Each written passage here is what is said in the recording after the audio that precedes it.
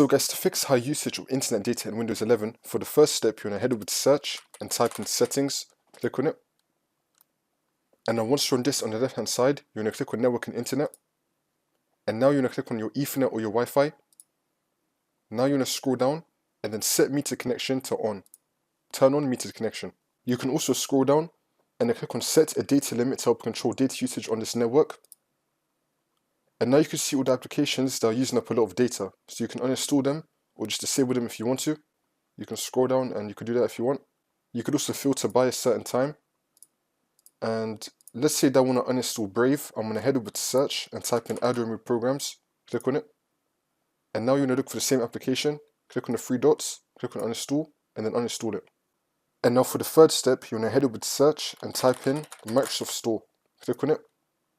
And then once we're here, you're going to click on your profile in the top right, and then click on settings.